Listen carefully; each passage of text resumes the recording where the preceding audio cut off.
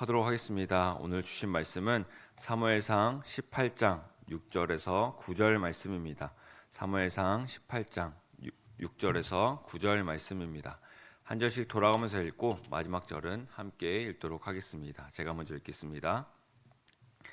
무리가 돌아올 때 곧 다윗이 블레셋 사람을 죽이고 돌아올 때에 여인들이 이스라엘 모든 성읍에서 나와서 노래하며 춤추며 소고와 경쇠를 가지고 왕 사울을 환영하는데, 여인들이 뛰놀며 노래하여 이르되 사울이 죽인 자는 천천히요 다윗은 만만히로다 한지라. 사울이 그 말에 불쾌하여 심히 노하여 이르되 다윗에게는 만만을 돌리고 내게는 천천만 돌리니 그가 더 얻을 것이 나라 말고 무엇이냐 하고, 그날 후로 사울이 다윗을 주목하였더라. 아멘. 새벽 예배에 오신 우리 성도님들을 환영하고 축복합니다. 사울이 다윗을 주목하였더라 라는 제목으로 함께 말씀을 나누고자 합니다. 다윗이 골리앗과의 싸움에서 이긴 후에 다윗은 이스라엘의 너무나 위대한 갑자기 영웅이 되었습니다. 한순간에 이스라엘의 유명인사가 되었고 이스라엘에는 이제 다윗을 모르는 사람은 없었습니다. 왕이었던 사울보다 더 유명한 영웅이 되어버린 다윗. 이 다윗을 질투하는 사울 왕을 통해 과연 우리는 질투가 아닌 사랑하는 마음으로 살아가고 있는지 한번 돌이켜보면 좋겠습니다. 우리가 어제 살펴본 이 17장 골리앗과 전투, 그 전투 전에 싸우기 바로 직전에 골리앗이 이스라엘에 겁을 줄 때까지만 해도 사울 왕은 골리앗을 무찌르는 사람에게 많은 재물을 주겠다, 또 세금을 면해주겠다, 또 자신의 딸을 주겠다, 이렇게 조건을 내걸었습니다. 그런데 다윗이 골리앗을 이기고 다윗을 찬양하는 여인들의 목소리를 듣자 이제 불쾌하게 여기고 심히 노하기까지 했습니다. 인정할 것은 인정해야 하는데 이 사울은 다윗을 인정해주지 않았던 것입니다. 창세기를 보면 이와 살짝 비슷한 이야기가 나옵니다. 죄수였던 요셉이 왕의 꿈을 해석해 주니 요셉을 총리로 세워주면서 왕이 끼고 있던 인장반지와 세마파 옷과 금사슬을 바로 왕이 요셉에게 걸어줍니다. 그러면서 했던 말이 내가 너보다 높은 것은 내 왕자뿐이다, 그런 이야기를 했습니다. 내가 왕이지만 너의 실력을 인정해 주니 너의 명예도 인정해 주겠다. 나는 단지 왕자에 있을 뿐 너가 나라를 다스리고 내 집을 다스려서 내 백성은 다 너의 명령에 복종할 것이다, 이렇게 이야기를 합니다. 왕은 요셉을 인정해주고 백성들 앞에서 요셉을 더 세워줬습니다. 하나님을 믿지 않은 왕이었지만 그럼에도 질투가 아니라 요셉을 이인자로 세워주면서 요셉을 통해 애굽이라는 나라가 잘 돌아가게끔 요셉을 지혜롭게 잘 사용했던 것입니다. 질투가 아닌 사랑으로 대함으로 그 이인자가 욕심을 내지 않고 마음을 다해 나라를 잘 섬길 수 있도록 배려해 준 것입니다. 그런데 오늘 본문에 나오는 사울 왕은 하나님을 믿지 않고 알지도 못했던 그 애굽의 바로 왕보다 미련한 왕이었습니다. 사울도 처음에 왕으로 세움을 받았을 때 암몬과의 전투에서 승리하여 이스라엘의 영웅이 되었습니다. 과거를 잊고 그저 다윗이 이스라엘에게 승리를 주었고 그 영광을 자신보다 다윗에게 돌리고 있으니 이 사울 왕은 질투를 하고 있었던 것입니다. 하나님의 나라인 이스라엘의 초대 왕이었지만 이 사울에게는 지혜가 없었습니다. 애굽의 바로 왕보다도 지혜가 없었던 사울은 다윗을 질투하여 다윗을 주목하였다라고 9절에 말씀하고 있습니다. 개역개정에서는 이 다윗을 주목하였다라고 표현하고 있지만 우리말 성경을 보면은 다윗을 시기하고 질투하기 시작했다라고 말씀하고 있습니다. 대표나 사장이 자신보다 능력 있는 직원이 들어왔다고 질투를 하는 게 올바를까요? 오히려 그 직원이 들어온 것에 감사해서 그 직원을 어떻게 잘 사용할지 고민하는 것이 더 중요할 것입니다. 우리는 때로 나보다 잘 나가는 사람을 질투하기도 합니다. 그 사람이 그만큼 노력도 했고 인정받을 만한 무엇인가를 했기 때문에 잘 나가는 것이 아니라 그저 운이 좋았다라고 생각하며 나는 운이 좋지 않아서 이렇게 되었다라고 생각하기도 합니다. 내가 능력이 있어서 저 사람보다 잘났는데 그저 저 사람은 운이 좋아서 잘 나간다라고 착각하기도 합니다. 그때는 질투가 아닌 과연 나의 문제점은 무엇인지 하나님 앞에서 우리의 부족한 것을 솔직하게 아뢰며 고백할 수 있어야 합니다. 그리고 무엇보다 그 사람을 질투하는 것이 아니라 그 사람도 내 사람이 되도록 또 그 사람을 위하여 기도하며 그 사람에게 배울 수 있는 점이 있다면 배울 수 있는 넉넉한 마음을 달라고, 여유 있는 마음을 달라고 우리는 하나님께 간구해야 할 것입니다. 우리가 사랑하는 사람도 눈에 잘 띄지만 미워하는 사람도 눈에 너무나 잘 띕니다. 정말 미워하는 사람이 있다면 그 사람이 지나가는 것이 너무나 더 잘 보이고 더 마음에 쓰입니다. 사울이 다윗을 주목했던 이유도 그 질투가 미워하고 시기하는 그 마음이 커짐으로 인하여 다른 사람보다 다윗이 계속 눈에 보였던 것입니다. 눈에 보이면 보일수록 미워하는 마음, 질투하는 마음이 더 커져서 어느 순간 그 미워하는 마음을 주체할 수 없게 됩니다. 눈에 덜 보이면 괜찮으련만 매일 보게 되니 더 원수가 되고 그 사람을 싫어하는 마음이 커지게 되는 것이죠. 저도 그런 사람이 있었습니다. 제가 군대에 있을 때 이상하게 저를 계속 뒤에서 욕했던 그런 후임이 한 명 있었는데 사실 저를 왜 그렇게 싫어하는지 지금도 잘 모르겠습니다. 그 후임은 일부러 제가 싫어하는 짓만 골라서 하는 그런 사람인 것처럼 보였습니다. 매일 볼 수밖에 없는 얼굴이라서 미워하는 마음이 점점 더 커졌고 그렇기 때문에 마음도 점점 더 어려워졌습니다. 그러다가 미워하는 마음이 천천히 사라지게 된 사건이 있었습니다. 군대를 전역하니까 얼굴을 보지 않으니까 이제 미워하는 마음이 사라지더라고요. 이제는 그 후임의 얼굴도 잘 생각이 나지 않습니다. 이렇게 얼굴을 평생 안 보고 살 수 있다면 간단하게 해결된 문제겠지만 우리가 오래 함께해야 할 공동체에 그런 존재가 있다면 말은 달라지겠죠. 가족에 그런 존재가 있다면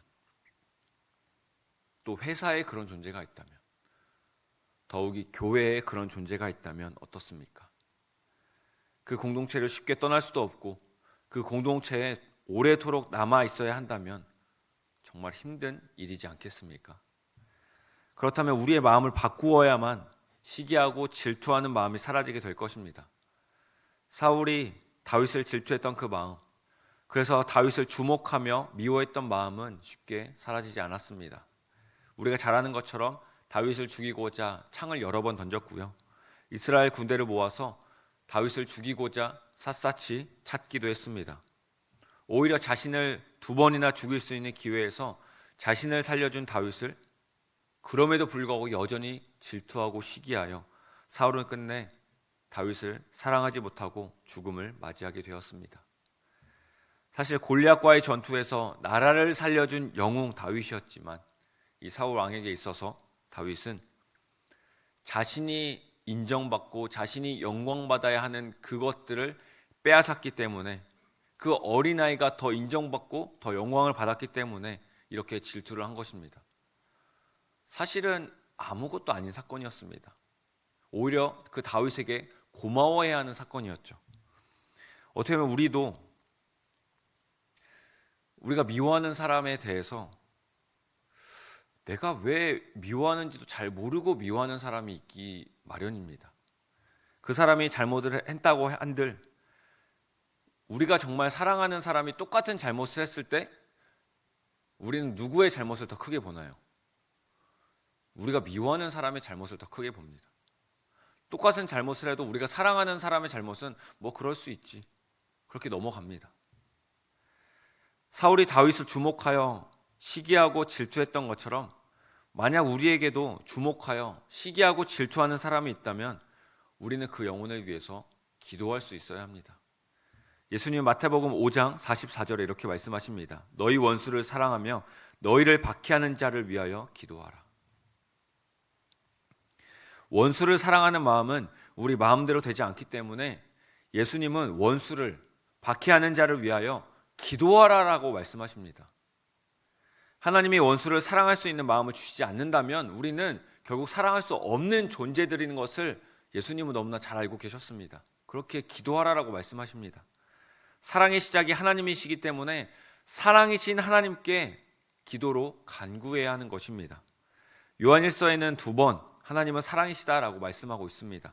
그중 요한일서 4장 7절 8절에 이렇게 말씀합니다. 사랑하는 자들아 우리가 서로 사랑하자. 사랑은 하나님께 속한 것이니 사랑하는 자마다 하나님으로부터 나서 하나님을 알고 사랑하지 아니하는 자는 하나님을 알지 못하나니 이는 하나님은 사랑이심이라. 사랑은 하나님께 속한 거룩하고 아름다운 속성으로 그 속성을 우리에게 허락하셨습니다. 하나님을 아는 사람, 하나님을 믿는 사람에게는 사랑이 있을 수밖에 없다라고 말씀하십니다. 오히려 사랑하지 않는 자는 하나님을 알지 못한다 라고까지 말씀하십니다. 그 이유는요, 하나님은 사랑이시기 때문입니다.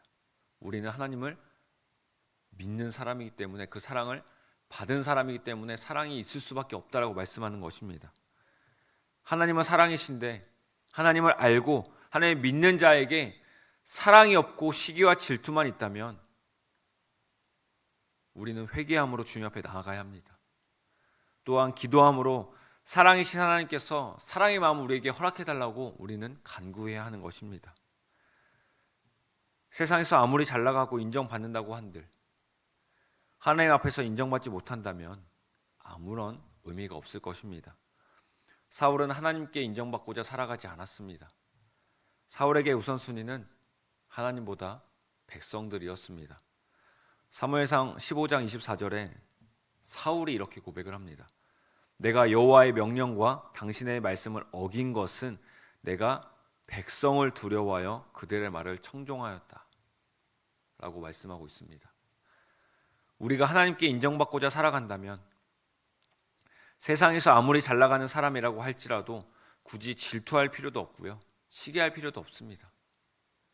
하나님께 인정받았는데 세상 그 무엇이 부럽습니까? 또한 어떤 사람을 주목할 정도로 미운 마음이 들고 시기하는 마음이 생긴다면 사랑이신 하나님께 나아가서 우리에게 사랑을 허락해 달라고, 그 사랑의 마음을 허락해 달라고 우리는 간구해야 합니다. 예수님은 우리가 아직 원수 되었을 때 우리를 사랑하셨다라고 분명히 로마서에서 말씀하고 있습니다. 우리가 미워하는 사람이 있다고 할지라도 예수님의 십자가 사랑을 받은 자로서 우리도 그 사람을 사랑할 수 있어야 합니다. 그를 위하여 기도할 수 있어야 합니다.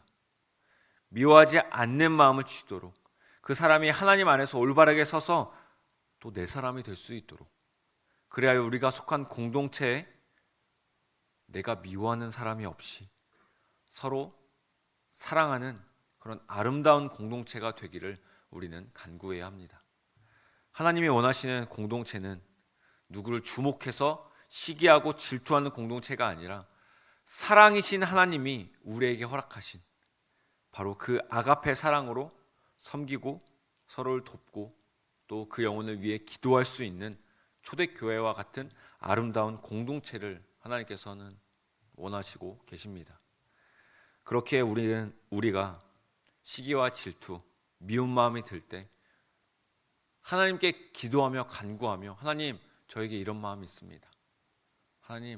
하나님은 사랑이신데 저는 하나님을 알고 믿는 사람인데도 이렇게 미운 마음이 있습니다. 회개함으로 또 하나님께 사랑의 마음을 달라고 간구하며 나아가야 합니다.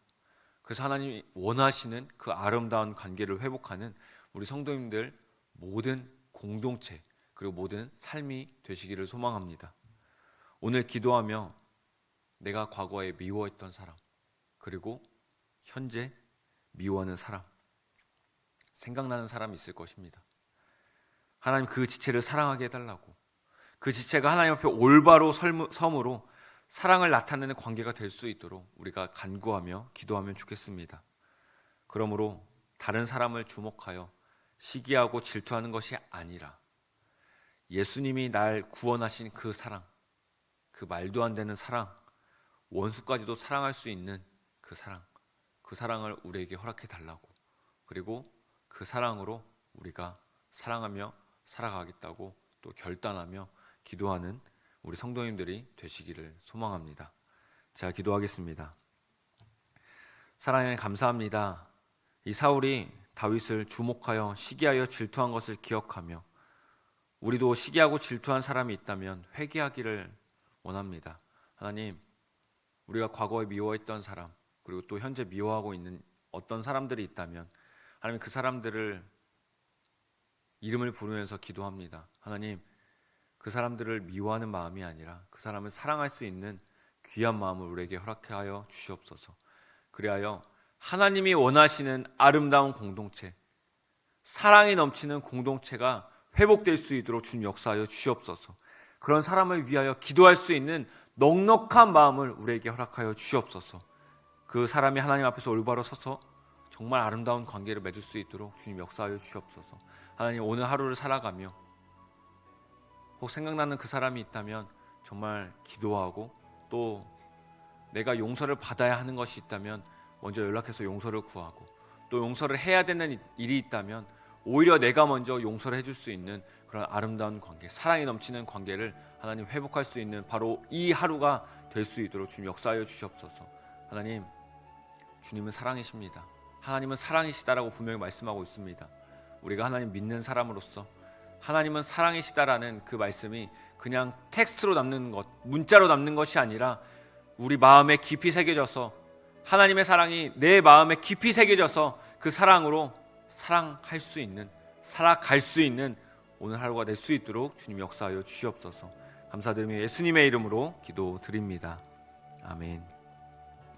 이제 함께 기도하도록 하겠습니다. 오늘도 사울처럼 미워하는 사람이 있음을 고백합니다.